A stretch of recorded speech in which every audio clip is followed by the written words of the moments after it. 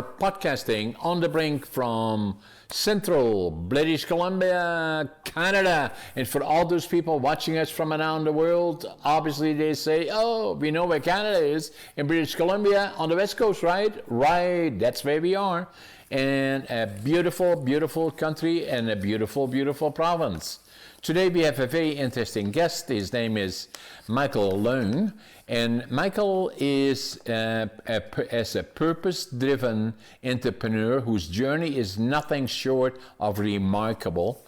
We will hear that in the podcast. From arriving in Canada as a non-English speaking child to overcome the immense personal challenges, including PTSD, ADHD, discrimination, and addiction, Michael has transformed adversity into fuel for innovation. Now, in a way, it sounds like me, saving except for a few things, but I'm also have PTSD, ADHD, dyslexia, and and a few of those things. So, Michael, welcome to the show. Thanks for having me. Appreciate it. So tell us all about you. So obviously you were not born in Canada. Tell us about where you're from. Then when you came to Canada, I believe you're in Calgary now. In Calgary, for all our guests watching around the world, is in Alberta, the province next to BC on the West Coast, also a beautiful province. You will tell us all about that. But tell us about how it all started in China or Hong Kong. Where are you from originally? From Hong Kong. So my family moved us over to Canada because my other relatives live here. So we were to pick between Calgary, Toronto, and Australia. So we picked Calgary. Yeah. When we came, we were trying to escape from the communist China. A lot of people were worried they're going to come take over. But I think we left a little too early, but they didn't really come take over until like recently, I guess last like 3-4 years, right? So, we came over. It was a big decision. Obviously, my family wanted us to have a better life, and they gave up a lot, to fly us to Canada and start over again. So we all couldn't speak very well, we all couldn't speak English very well. Like, it was very different, obviously, when I came from somewhere that's hot and now somewhere that's snowing, totally different. It was a shock, but I remember my childhood was actually pretty happy. It was pretty much the happiest time of my life, I think, which is kind of crazy. Because it's so long ago, right? So that's why like things were, I had a dark like trail like afterwards, Canada was like my elementary days was great because I felt like a lot of kids get picked on, they get bullied and stuff. I don't remember getting bullied or picked on, even though I looked different, acted different, dressed different. I used to have pants that like had holes in it from just playing soccer, and my family didn't want to spend much money. We were very poor. My mom would patch holes, patch hearts and circles and stuff all over it. I didn't get. I'm pretty sure I got made fun of, but I don't remember. But I remember I was just still a part. Yeah, I remember I was still a part of the cool pact for some reason. Like I was like the Fez of that '70s show, kind of like. But I just had fond memories. My family, they just worked hard. Like they weren't like the loving, kissing. Like my mom was actually very nurturing. My dad was not. Like that's why we drifted apart when my mom passed away later, right? So, yeah. Did you have other family members in Calgary or in Alberta or in Canada? Yeah, her younger sister and an older sister. Yeah. Yeah, so that gave you just a bit of comfort knowing some people here, and then I presume Calgary or Alberta would be the same as BC.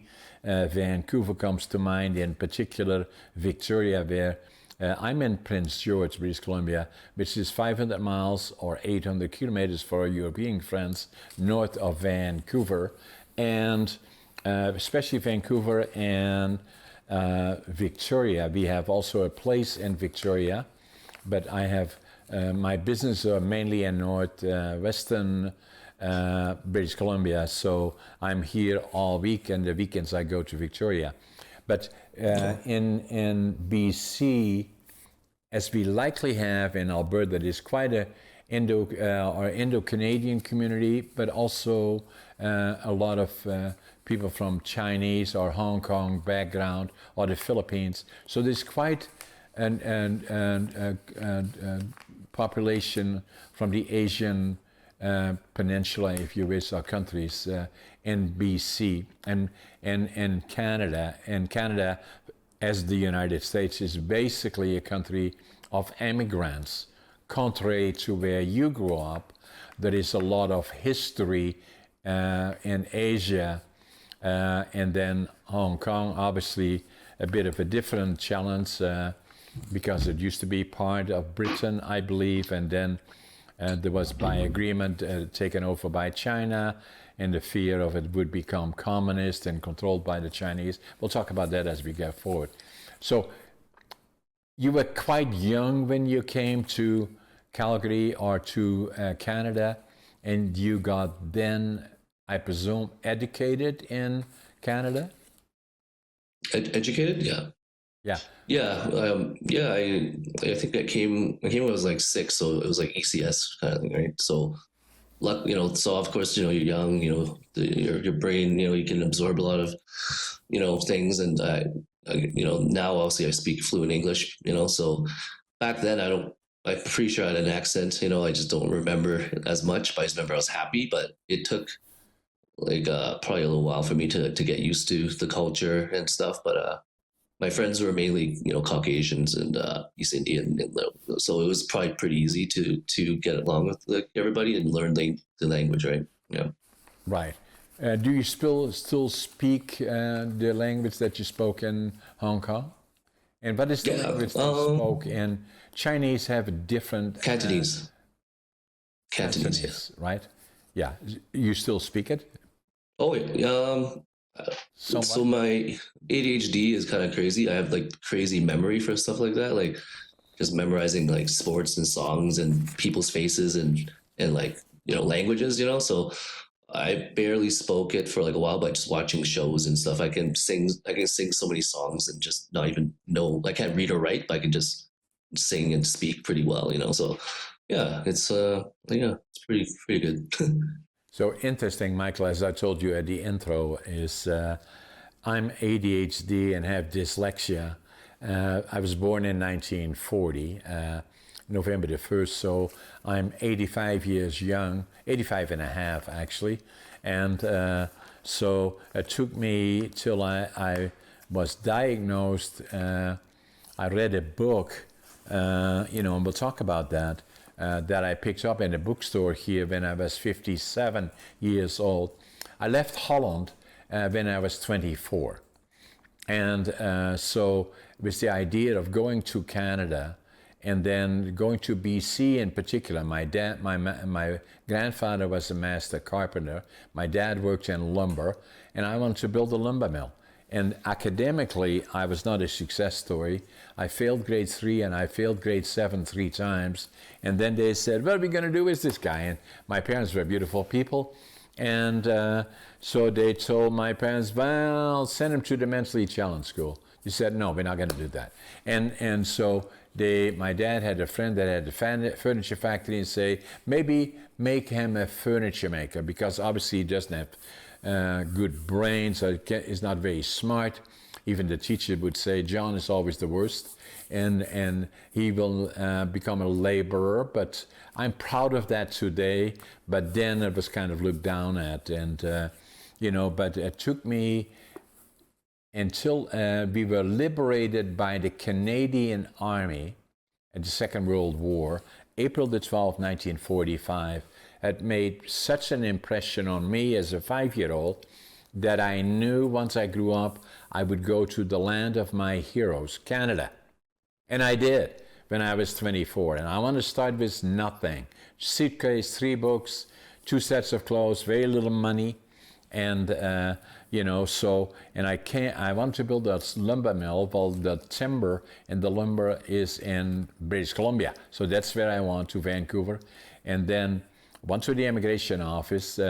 Fortunately, I could speak English, and there was a German fellow. I could speak some German. And I told him what I wanted to do. He said, go to Prince George, 500 miles north, as I said earlier, or 800 kilometers for European friends. That's where I went. Started with nothing. Came off the bus. I can still see it here, 2 blocks away. And I came off the bus, and I had my suitcase, 3 books, 2 sets of clothes, and I counted my money at least 3 times. I had $25.47. But what I did have, I'm always positive, even still now. And if you're negative, stay away from me. Passion, whatever I do, I give it 125%. Work ethic, I work harder than anybody. Even now, at 85, I get up in the morning at 5:30. And, so I always make my bed, and I always think I'm late. And the first thing that I do when I walk outside, I appreciate North America, Canada in particular, obviously, but North America being Canada, the United States, and Mexico, and I say I'm in paradise. And that's what I say every day. If I look around the world to the Ukraine, Eastern Europe, Russia, Venezuela, Cuba, Middle East now in particular, war all over again, and China, and go on, North Korea, how lucky we are living in this absolutely amazing country called Canada.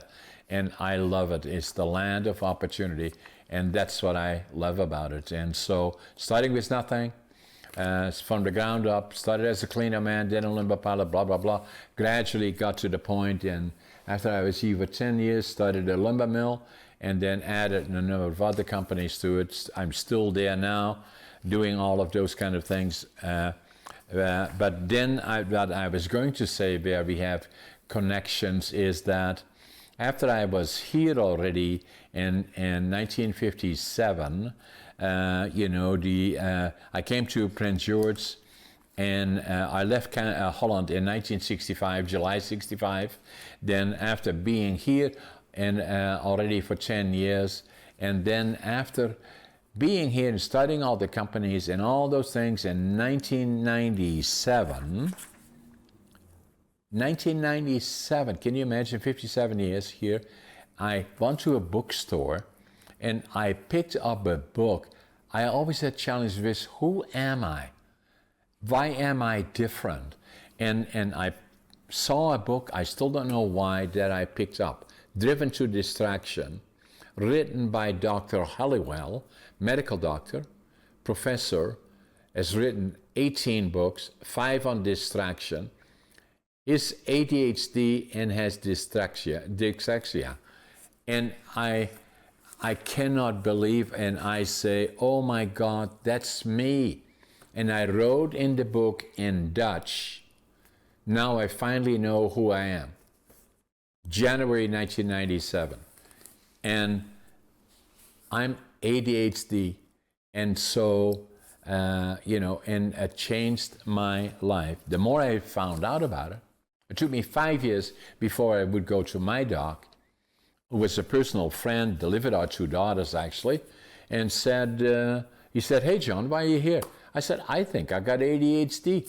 And so we checked it out, and I do. So by then, I was 62 years old. So if you look back, after I failed 3 times grade 7, I was only 12 years old, 12 and a half actually, became a laborer. I liked it, I enjoyed it, then went to Canada to start all over.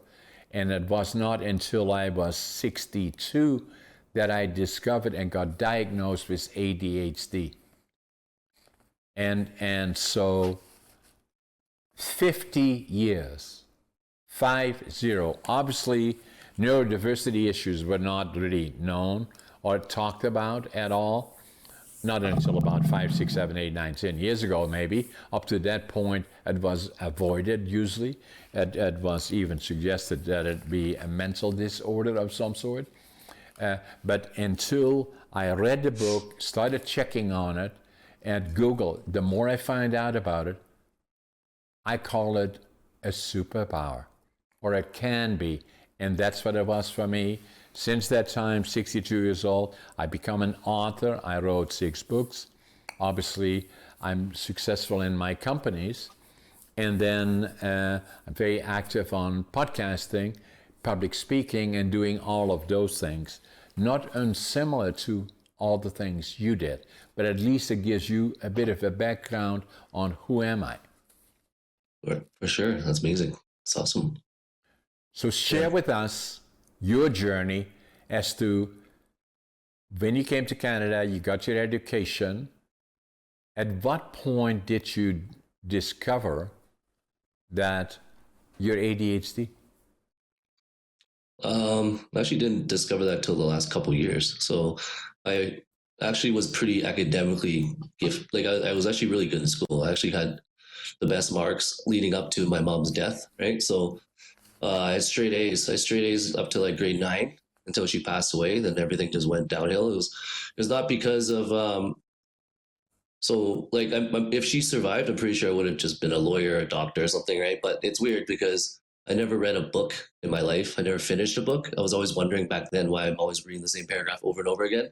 But then I'm very gifted in other things where you're interested in something, you will fully focus on that, and you just like my work now, right? So once you really love something, you devote it like a superpower, right? Everything's just like but if you don't like something, it's like stay away, you don't even care, I do exactly the same, Michael. Yeah. Yeah. And so I was a straight A student leading up to my mom's death. She had cancer. That's what really caused everything to go downhill, right? Then I started so she died of cancer. She had bone cancer, went to her lungs. She never smoked. She was working in places where there's, people smoking in the restaurant, right, back then. So I don't smoke. So I never smoked after, because of my mom, right? So Yeah. she died, horribly. She was such an amazing lady. She walked me to school. She, just loving, hugging, kissing Asian parents, which never happens. How many siblings do you have? Just me and my sister. Oh, yeah. Just me and my sister. But my dad is obviously not the hugging, kissing kind of dad. So when she died, it was like that missing factor was gone, right? So I went to for straight A student to like dye my hair blonde. I had earrings. I fight in school. I got expelled, and I was swear at people, like stuff that never used to happen. I started stealing, very risky, like little rascal stuff, right? Like, and I joined with a group of people. We're all just like wrecking havoc in the city. We just didn't care. We were like grade 9, grade 10, right? And then I didn't know that from there. It'd be like decades of me just like not just losing my path, right? Just like different things, right? So I don't think any kid should lose a parent at that early. Like not everybody's gonna turn bad, but a lot do, because they lose their way, right? My dad wasn't there to talk to me like that parent that, like, hey, your mom's gone, I'll be here. But he was just working all the time. So he was kind of missing. And then, of course, when you leave a 12-year-old, 13-year-old at home and, he goes out, no one's really looking after him. I became a street kid pretty much. I ran away. How about your sister? Numerous times. Older than you or younger? 4 years older, but she left to Toronto for a university, right? So that was another thing, but it's okay. Like, I learned like a lot of stuff on the streets, so yeah, street smarts, right? So, and I went to like college and stuff, but like it wasn't like university or anything. But I had very high expectations from my family. I was the only Chinese boy in the family. All of them were girls. Yeah. But of course, yeah, I missed the mark on that one. So it was many years. My family, most of them probably gave up on me until now. Yeah. Now they're all like, "Oh, we're proud of you." Like took a while, but so took a while. I'm here. So, what was the trigger that changed direction for you? Ooh, yeah, I think probably my ex. She's my ex, but we're still friends. We dated for 12 years. Right. She pretty much probably plucked me from like just being an angry, like very serious, kind of like felt like I had nothing to live for kind of thing, just like partying, drinking, going out, like stay out late, don't come back home and stuff. But then when I met her, she's just like this innocent, sweet girl. We're 12 years apart too, right? So right. Met her and just fell in love with her. And then we just like traveled together. We never have kids, so we dated. We never got married. We traveled the world together.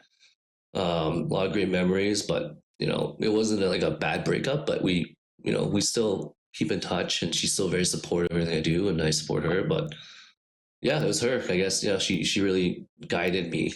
For someone that's 12 years younger too, right? That's more mature than me at 19. So she's making this 31-year-old better. So Yeah. I owe her a lot. Yeah. Yeah. And which can happen, right? So then so that changed. So what I'm hearing is that obviously leaving Hong Kong at about 6 years old, together with your mom and dad and your sister, then was she there already then? Yeah, probably, right? So Yeah. no, she was yeah, okay, she's 4 years younger than you. Older, Than you. older. So she was 10, you were 6. And then Yeah. coming to Calgary, a whole new country, a whole different climate, everything was different. And then going through the challenges in integrating, I found myself, I came here when I was 24. And, so discrimination to a certain extent from time to time, being called a D peer and blah, blah, blah, all those kind of things. But, Yeah. I had a focus as to where I wanted to go is to believe that with all the things happened to me, that I knew I was just as smart, not smarter than, as all the friends that I grew up with, and that then kind of went their way when I became a laborer, if you wish, that went to college and university, that I would succeed just as well as they did, but I had to start anew again.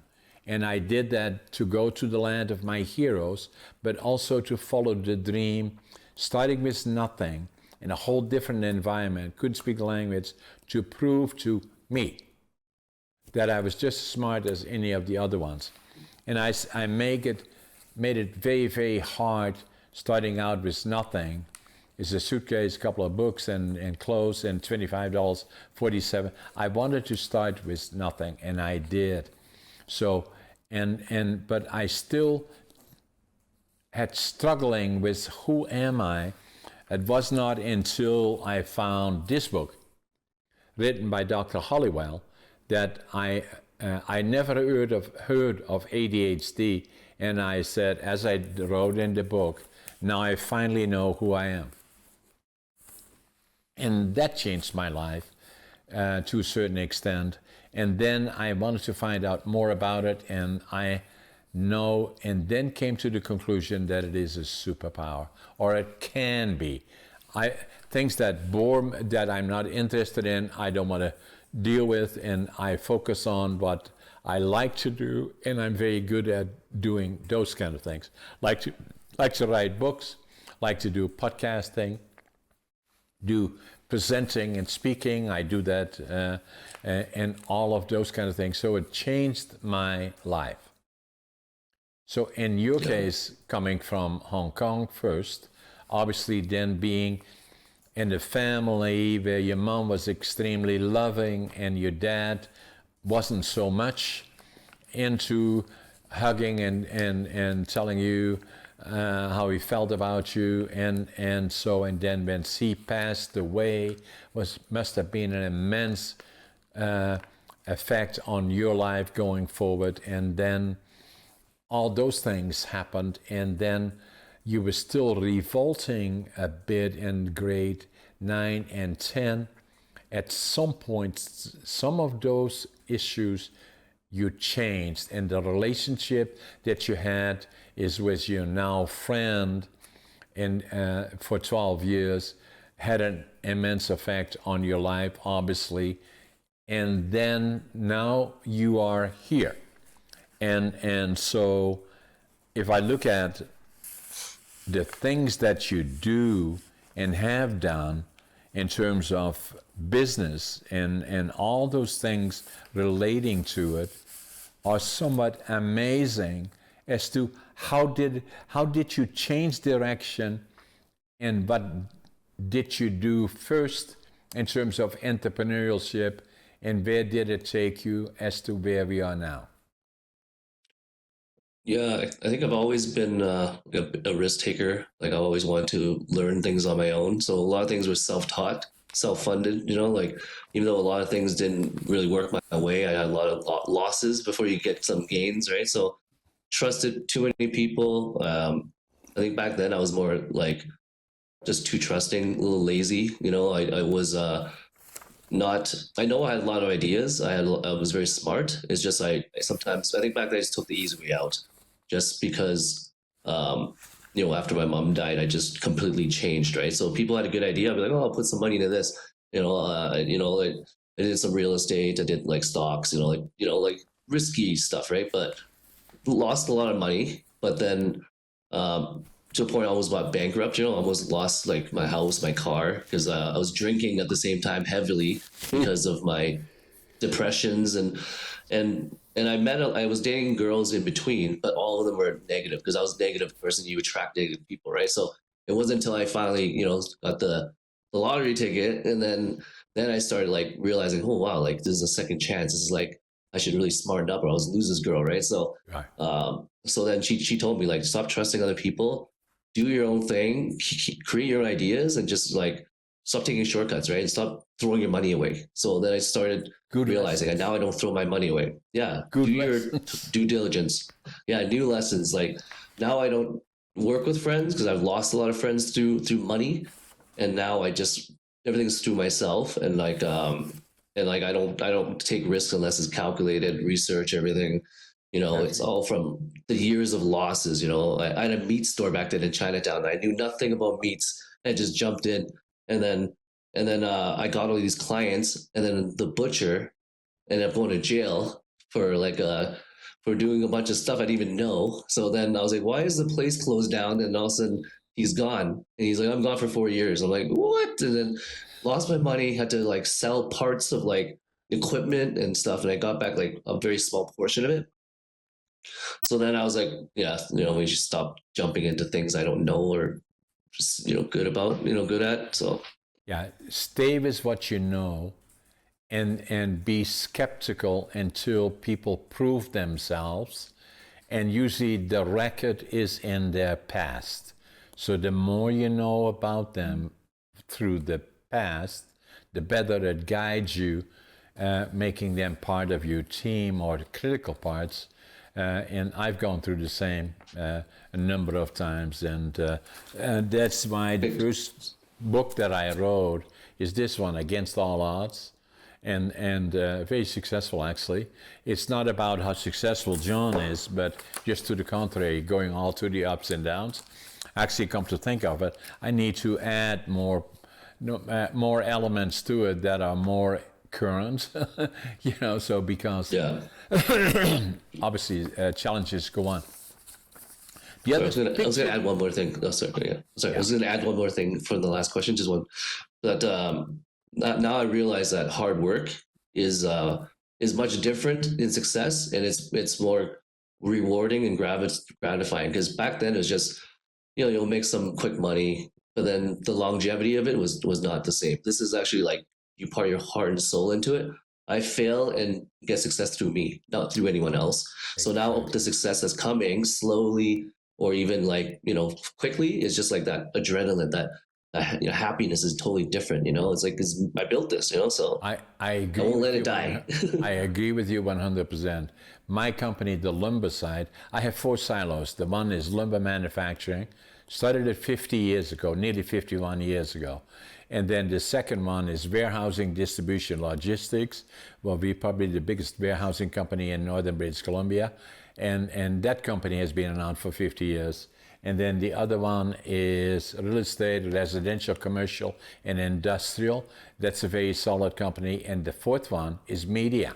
And I like it, I enjoy it. But I found that if there is quick money, then there is usually quick failure that can follow it. There is not such a thing as quick money and become a multimillionaire like kind of overnight. It is not that way. The best way to go is build your knowledge. Every so often look back, make sure that there are no issues or problems that you have to solve. A lot of times it's relating to people issues. That's very common, and you have to make the corrections and then try to survive, go forward. And so the more experience, and like in my case, being an entrepreneur now, for the first one that I did, business I did in Canada was in 1967. When I came here, after I came here in 1965, I was already 25 years old when I started, and then from there and have continued. So lots of experience. Every so often, obviously, experience has helped me, and then every so often learning new experiences. But it is the past experience that is the foundation. Now, the other point that I saw in your bio is this picture about hearing aids. And then I saw this other one as well about you, is that where you were selected by the INS Key to Success. So tell us about this. So where did you acquire the skills to become a specialist in hearing aids? Yeah, it's kind of funny because people ask me, because I usually tell them about my partial blindness, right? So I have this retinitis pigmentosa, so it's RP. I've lost my peripheral and my night vision on one side, so I'm pretty much I only have tunnel vision on one side, right? So the last 10 years I've been dealing with retinal detachments, cataract surgeries at the age of 35, right? And that was when I started meeting a lot of seniors, and I see them all the time. We'll talk. They're like, "Did you get in an MMA fight? Did someone punch out your eye or something?" I'm like, "No, it just happened. I don't know why, right?" But over the years, like just seeing them and talking to them, it just gave me ideas. I didn't know back then I was gonna do this, but because my vision is slowly depreciating, and that's why me and my ex were traveling so much, because I want to see as much as I can before I lose my vision. Is it stable now, Michael? Yeah, stable, but it could literally drop like very fast too, right? So because I'm still young. How old are you now? Can I ask you that? Now I'm 45, and on Friday, so turning 45. Oh, happy birthday already! I have AMD, age-related macular degeneration on one eye, and so what happens to the eye? Probably 5, 6, 7 years ago, I have difficult vision on the one side. On the left side, it's good. So I take over-the-counter pills for preserve. And then I'm also going to an eye doctor. And I get injections in the eye once every 6 weeks to 8 weeks. So to stabilize it. So are you familiar with AMD, age-related macular degeneration? Very common, apparently. And no, because no, I barely even knew about my thing until it happened. So like I didn't know about retinitis pigmentosa or retinal detachments, like so. No, I didn't. I barely know. I know there's like Stargate or something, like coma, right? But yeah, like because it's weird because a lot of seniors ask me, they're like, "Well, why do you have a hearing product when you're blind?" Right? So this is where I tell them. So when I was trying to pitch ideas to my cousin, she owns factories in Asia, right? So I was like, I need to do something else. I need to have my own, brand or my own product, because I saw other people doing it. I was like, oh, but they're doing stuff that was repeating what other people were doing. I want to do something different, right? So I would look in the market. We saw something like a bone conduction headphone. there's tons of them out there. And I was like, I don't want to do the same thing. But I like the fact they're outside. So a lot of people wear hearing aids. I hear seniors complain about the hearing aids all the time, how it's uncomfortable. They lose it all the time. Battery changes, it's very finicky, right? So, and because it's in the ear, a lot of them, there's like, oh, is there anything else out there? So I was kind of like, okay, I see this outside the ear bone conduction headphone, but you can only listen to music and talk on the phone, right? So I was like, what if we like put in this? Can I interrupt you for a second? I have also hearing issues, and can you see it, one of those? Yeah. Can you see it? I can see it. Yeah, I know those ones. So, so probably 5-6 years ago, because I worked in lumber mills a lot with a lot of noise, with no protection, my hearing was becoming a challenge. So I just want to put that in there so you know that I'm affected by that. Right. I now have the hearing pieces, which also are connected to my interviewing. So I hear you through those. How do you call that? Yeah, for sure. So when I picked my product, I had this idea of, I'm like, what if we put this amplification into this headphone, right? So now it looks like a headphone, but you can use it to socially engage, right? So It's not a hearing aid, it's an assistive hearing device. Okay. Yes, exactly. So we upgraded, we actually advanced it to another version now that's way better than the first one. Can you show us? Can you show us what it is?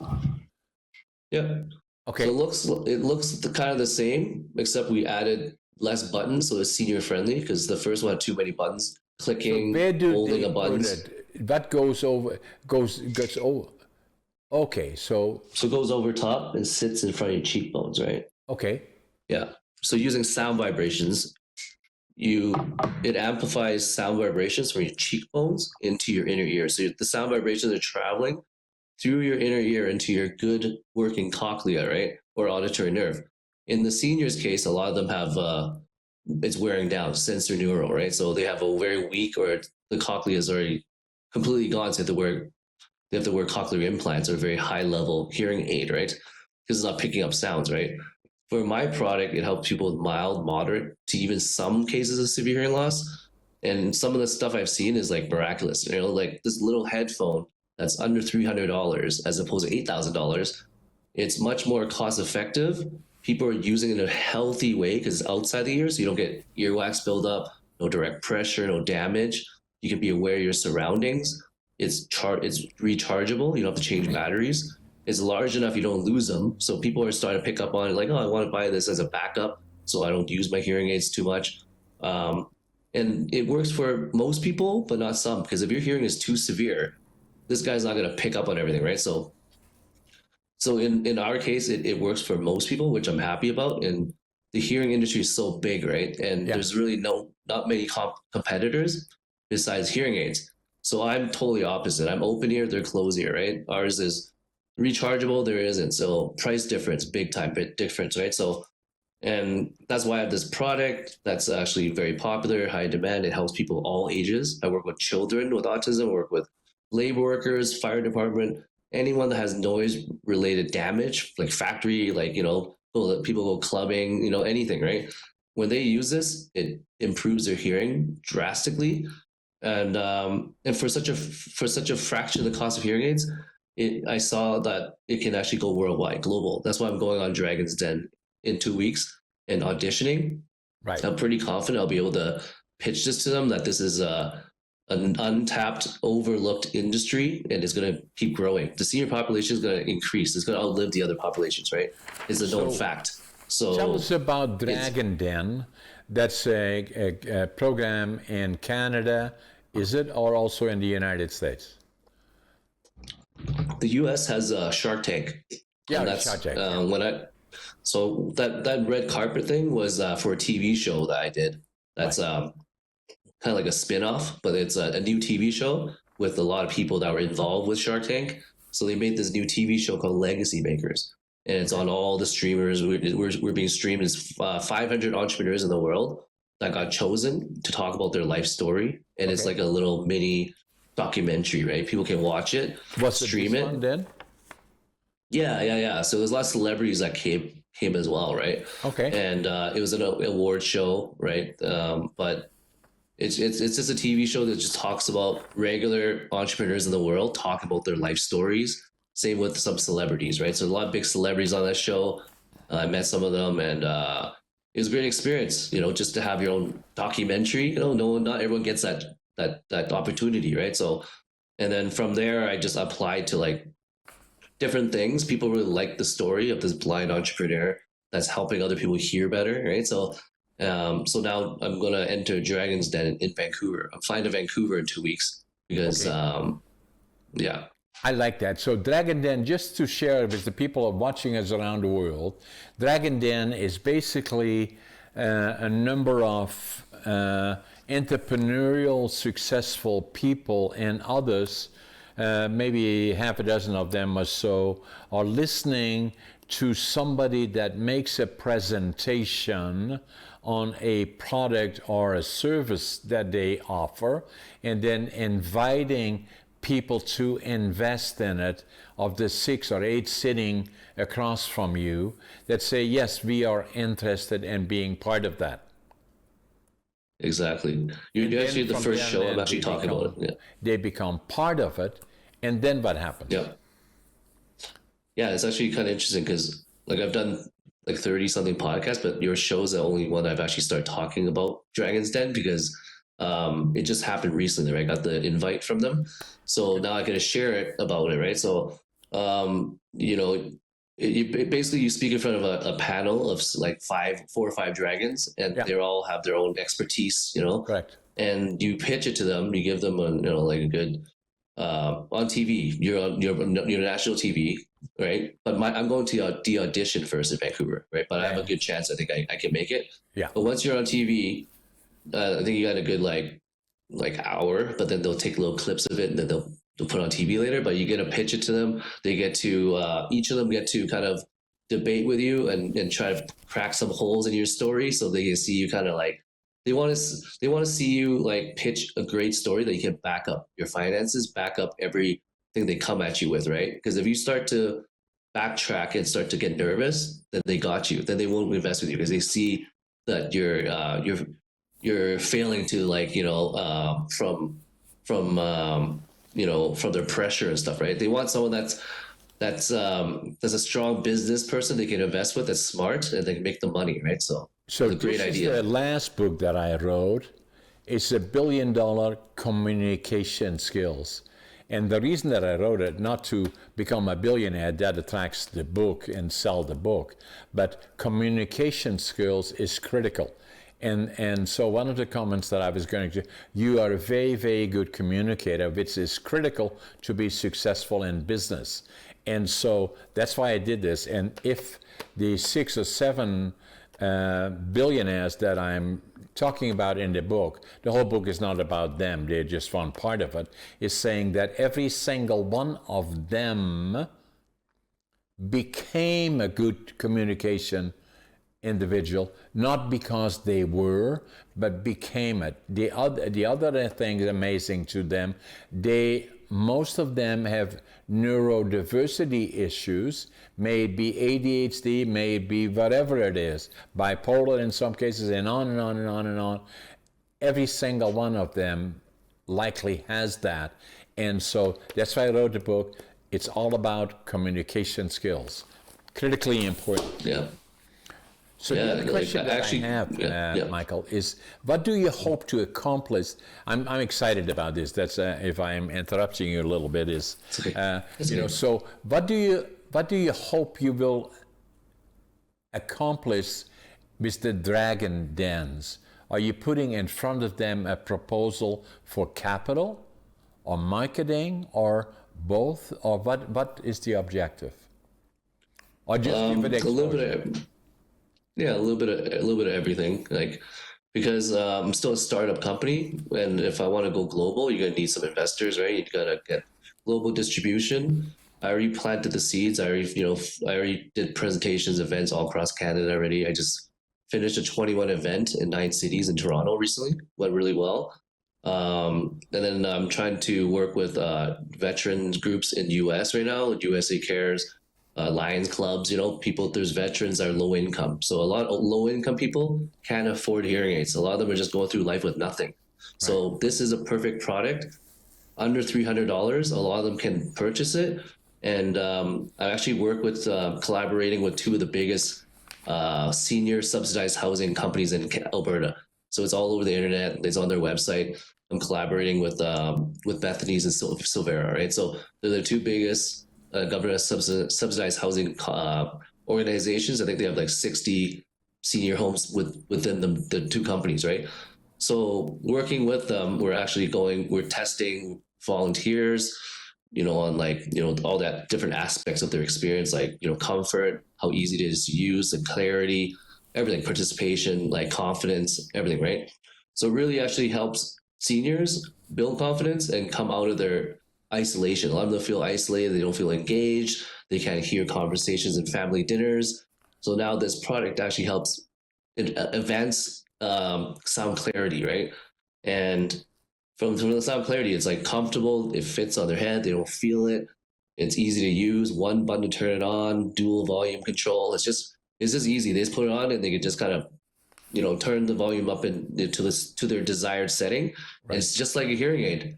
The sounds are very similar. It's just a fraction of the cost, right? So I think just pitching it to people can see that this could be a big industry. The hearing industry is huge, right?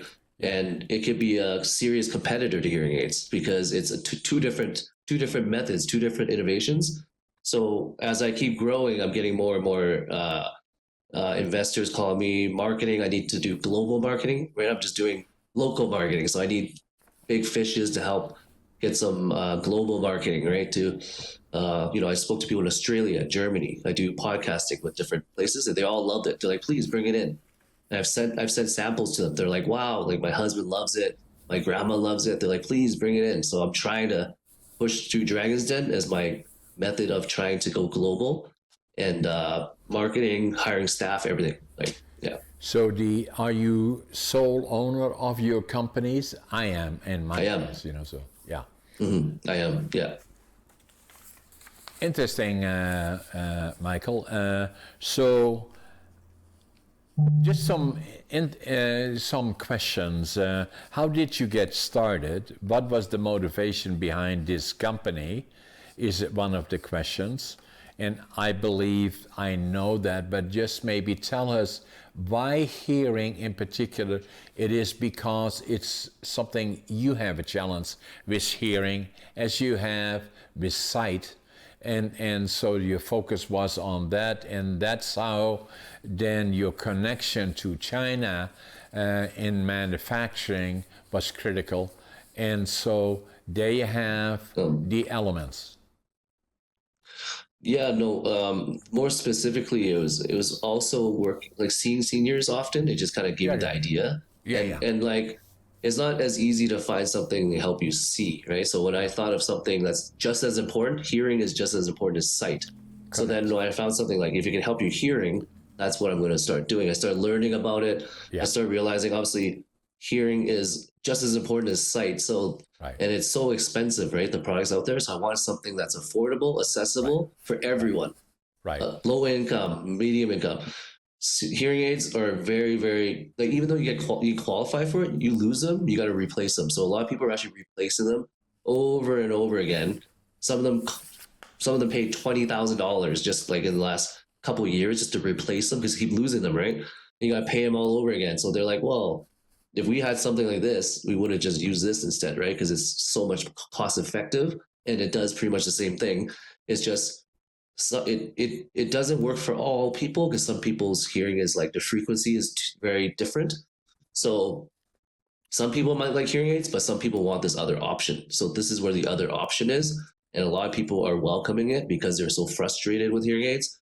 And I think hearing aids, they're obviously a big industry, but people should have their options, right? They should have options to use other things that can help their needs and budget, right? Because not everyone can afford hearing aids. So, and I know a lot of people. Yeah, sorry. Go ahead. Yeah, I just know a lot of people out there could use this, like Yeah. No, of no all question. ages. I've seen some miraculous things. Like some people couldn't hear for Yeah. 20 years. The moment they put this on, the sound vibrations passes through that damaged wall in their ear, and they can Yeah. hear as good as me and you, right? So yeah, Amazing. it's some crazy stories. Do you use it? I don't because I have good hearing. So when I wear it, I don't notice it as much until you Yeah. plug your ears. When you plug your ears, you can hear all the sounds going through Yeah, your yeah, your yeah, yeah, cheekbones into the with bone conduction, right? yeah. So that's why I mentioned that if people's cochlea doesn't have much left, it's not going to hold the sounds vibrations very well, right? Right. So it's only for people that are kind of like a gradual loss in hearing, not So, someone that has like yeah. so when did you start this idea? When did you start talking to the person that you know in China about the manufacturing of it? And so when did it all start?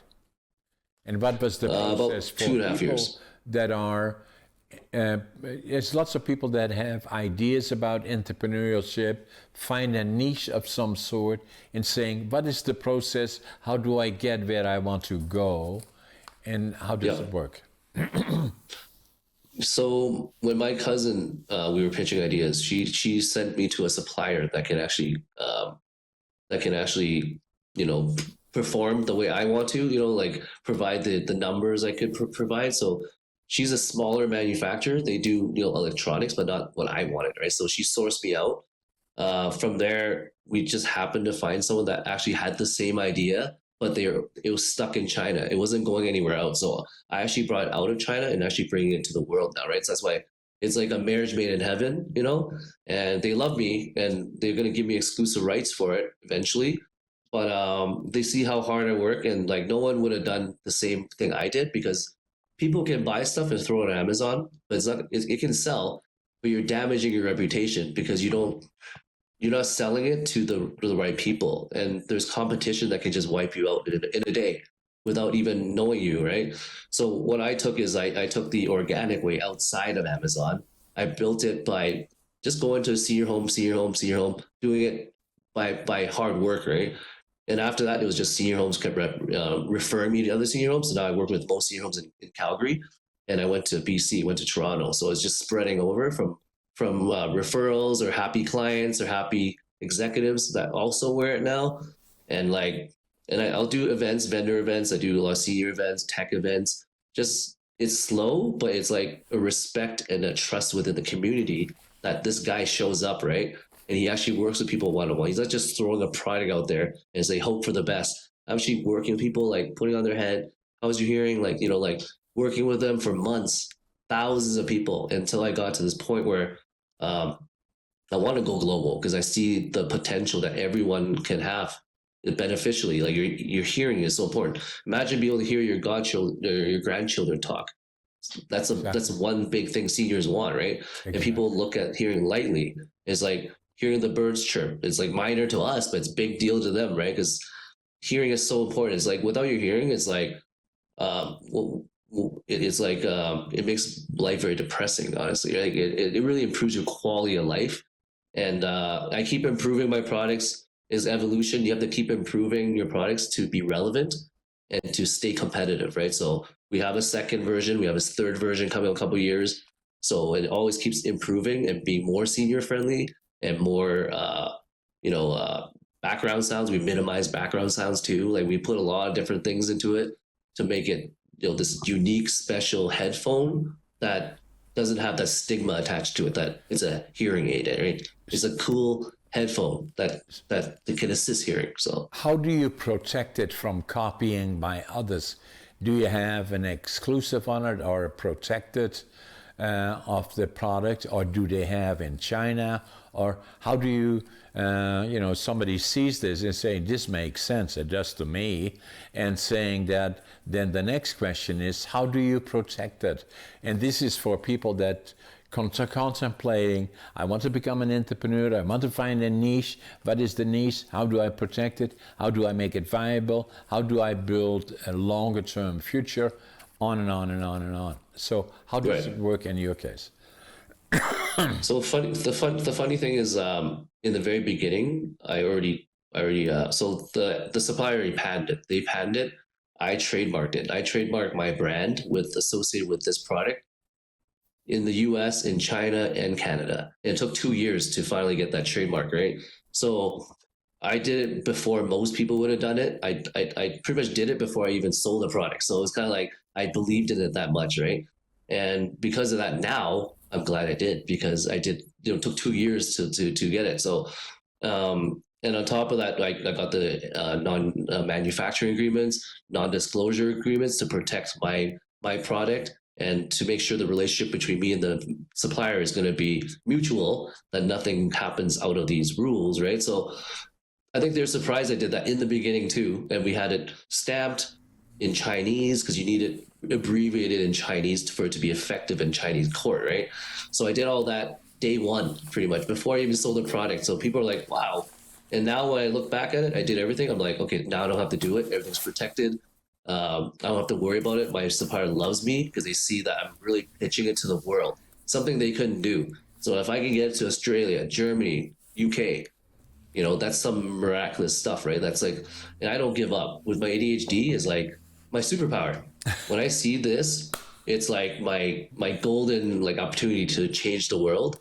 And now I got like Dragon's Den. I did like Legacy Makers. I did like stuff that I never thought 2 years ago I would even do, but I just applied. And then I applied for the pitch by Deal, which is another competition for I think supported by JP Morgan. So I'm trying to put everything out there. People love it because no one has seen this. Anywhere I go, they're like, never heard of this, never heard of this. Last thing you want to do is like do something that everyone's heard of, right? The fact no one's heard of it, they're like, never heard of it, and I can share with this with them, it means I'm going the right way. So I feel like people need to do something they love, but don't copy other people. Try to do your own thing, make it better, and I don't worry about copycats. They can come all day, like they can come, but I know I do my service and I walk a certain path that people can't duplicate. So I feel good about that, right? I put in the hard Michael, work. So you have protected it in Canada, the United States, and I forgot somewhere else. In China, And how about the rest of the world? Have you got it protected it in Europe? it's each of them cost like quite a bit of money to do the trademark. So back then I just did the ones like, in the area, North America and China, because like that's the most important is the place you get it from, and then obviously where I'm in, right? Everything else will probably come later. 1.5 billion people combined, Yes. or at least that. Right. Exactly. Right. If I can get a portion of that, it's going to be great business, but not just great business that, yeah, people would be very happy about it. But I think, yeah, trademarking and like if you haven't patented, you patent it right away. If no one's done it, right? But nowadays, people patent everything. You see little tweaks of a little something, and then they repatent it to something else, right? But I don't like to do that, and that's why I took my own path, because it's really hard to actually convince seniors to buy something from you because a lot of them get tricked. And for me to get my foot in the door and respect, it's not easy for people to duplicate that, right? They actually shut you down at the door. They don't even take you in unless you actually proven yourself, right? So now I've proven myself. I'm staying in the senior industry. I want to just directly, be. That's my main focus is seniors right now. Nothing else. So for all the people watching us, and especially those that are thinking entrepreneurship around the world, and we have we're being watched all over the world. Obviously, we have about 1.2 million viewers on YouTube, and probably another 1.2 to 1.3 on other medias. So maybe up to close to 3 million followers. I hope that will be helpful. And then also for those that aspire for entrepreneurship, the road for Michael has not been easy. It has been shaped by loss, obviously, as he talked about, trauma, personal battles with PTSD, ADHD, discrimination, and addiction. Michael faced near bankruptcy, has been there, and I touched on some of those, but staying the course. And for me, foundation is attitude, passion, work ethic that will follow his success. Never, ever, never give up. And for all those people watching us that like this podcast, subscribe to us, watch Michael, like it if you like it, share it with others, have comments, and before Michael goes, show us once more your invention here, or the invention that you're marketing and for hearing loss. Have you got, I'm looking for the picture of it. Have you got the actual one there, Michael, before we go? That's the one, and is available. How can people now access it or buy it? Where do they find it? On my website. It's on your website? On my website. And your website on my is? website, www.theinnerflow.com and theinnerflow.ca. It's a flow without the W. A lot of people make the mistake with flow with W, but without the W, FLO.com. And I'm actually changing some of the stuff on my website to make it more marketable. It's actually, I think it's a great idea, because now I'm actually going to do the 30-day back guaranteed, because before I didn't do it. Now I'm actually going to promote that so more people would actually feel more confident to buy it, but under certain conditions, right? So I feel like that's what was missing.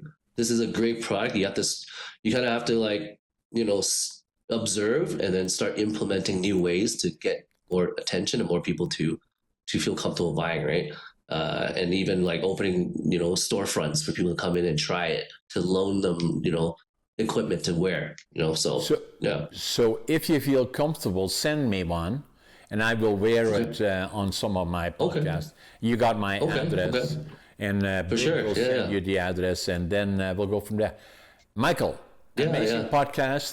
This one will be edited. It will be released within 2 hours for people to see it around the world. Let's make sure we stay in touch. Sounds good, for sure. Amazing. I'm a very big fan of yours and everything you told me today. It makes me more proud of being on the show. You're amazing human being. Everyone dreams of the success, and you're even a better person actually when I see you doing talk. So I love it, Michael. I appreciate it. Take care. Thank you. Bye-bye. Bye.